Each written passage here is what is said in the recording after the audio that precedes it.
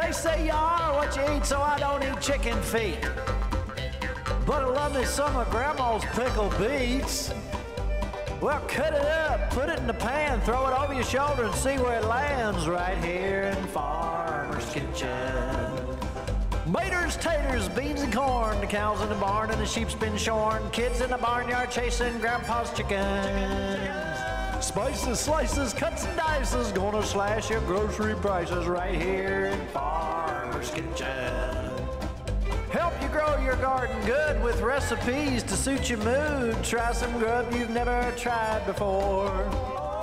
Smash it with a wooden mallet, gonna educate your palate. Right here in Farmer's Kitchen, in Tim Farmer's Country Kitchen. We're gonna cook something good now. We're back. Hello and welcome to Tim Farmer's Country Kitchen. Spring is in the air. You sure? It's still kind of nasty out right now. Spring is in the air. Yes, spring. Listen to this. Kentucky history. The Derby is right around the corner. You know, when we talk about Kentucky tradition and history, I'm a 7th generation Kentuckian. Wow. Now you think about that. There's so much history here in Kentucky. Such a beautiful state, so many things to see. But the food traditions are absolutely tremendous. You think about this. Think about some of the things that come from Kentucky. Some of them we've already done. Let's talk about the burgoo. Let's talk about the mint julep. Derby pie. Hot brown. We've done that on the show. If you haven't watched that, go back and look. We actually have a cookbook from the 40s.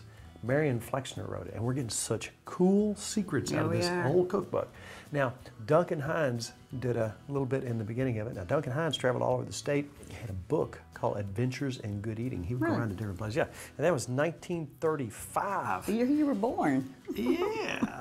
Yeah, he would travel around, just like, you know, some of these shows you see nowadays, but he would travel around and find these little places, holes in the walls, like this Colonel Sanders dude who was cooking. Really? Yeah. Think about the tradition of Kentucky foods, and think about the wonderful food history. Rolled oysters. Yummy. Beer cheese.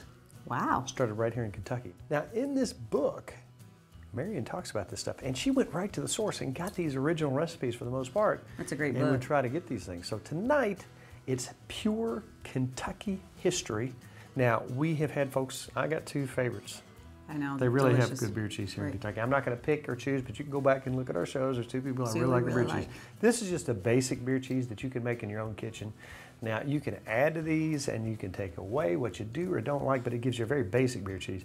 Now, some of the folks that we sample their stuff, it's really unique. They've got something different. We don't know their secrets. But this is going back to Marion's book. Look at this book. Found it in an antique store. It's called Out of Kentucky Kitchens. Look at the coffee stains. Wow. Sent around from 1940s. And we've got them bookmarked for our favorite pages. We're going to do a lot of stuff out of here, and we're going to really go back and find some historic Kentucky recipes this year and share those with you. Do you notice anything different? I like it. You look younger. What happened? Wow, that's nice. I did that too. Bring spring in. Did you? I do like it. It makes you look about 20. Are you available? I'm very available. Hey, this is a family show. You're available? Well, to you. Oh, gotcha. Okay. Gotcha. Okay. Christmas. All right, so tonight we're going to do some wonderful snacky stuff. Spring's coming up. You're going to be out on the patio. You want to entertain your friends. You want some really good stuff. You say, hey, look what I did. Yeah. And it's fantastic. Let's start with the beer cheese. 1940s, Clark County, Kentucky.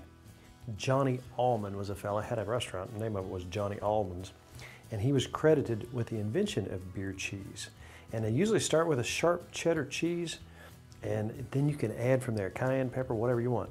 All right, we're going to start this recipe with 1 pound of cheddar, extra sharp, and we're going to use a little bit less of some American cheese. You've already grated this and ground this up, or you can buy it prepared like this yourself.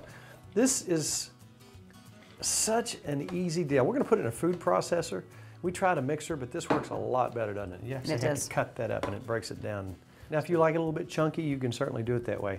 Now, we're going to come back with 3 cloves of garlic right here. And I found the easiest way to get this in there quickly is just put it in a press and squeeze it out. And kind of spread it around, and that gives you that good garlic taste.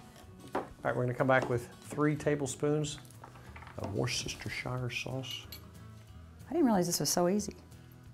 It is. It's amazing. Now, obviously, There are folks who do this for a living and make some really good stuff. And they're doing some, you know, some different things besides what we're doing. We're gonna put a little bit of dried mustard in there. Let's go about a teaspoon on that. Okay. Let's go a teaspoon of salt, and that's exactly a teaspoon. Now, if you choose, and I do, put a little cayenne pepper in that. You can put that in there now as we're mixing it up, or you can put it on the top later. I'm gonna put a dash in there. Now, I like Crystal hot sauce. That's just me. Love that stuff.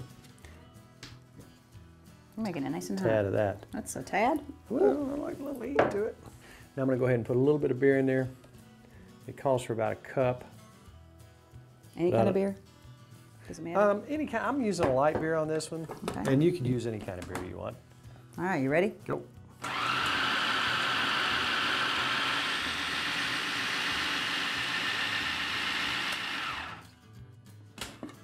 Yum. This is very acceptable. And you can put this in your refrigerator and let it chill a little bit, but I'm telling you what, right out of the, I'm sorry, I can't wait.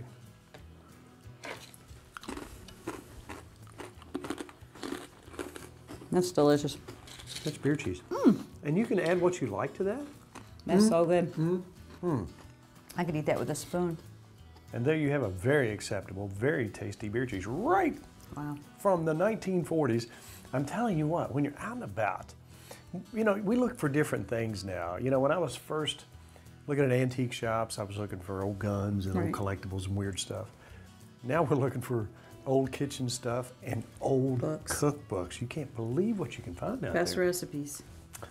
Yum. That's delicious. That's absolutely acceptable, absolutely yummy. You can do it right in your own kitchen in a very short amount of time. In a minute, we talked about the rolled oysters. There were two restaurants in Louisville back in the 40s that were kind of fighting over this. One of them went out of business, one of them carried on for a while, but it was really big. Now, when you think about Kentucky and you think about oysters, hey, we had it going on. Now, there's other kind of oysters, mountain oysters. Yeah. Those are okay. They taste good, but I don't want any. Not on this show. But you know what? There's so many cool things we can do here.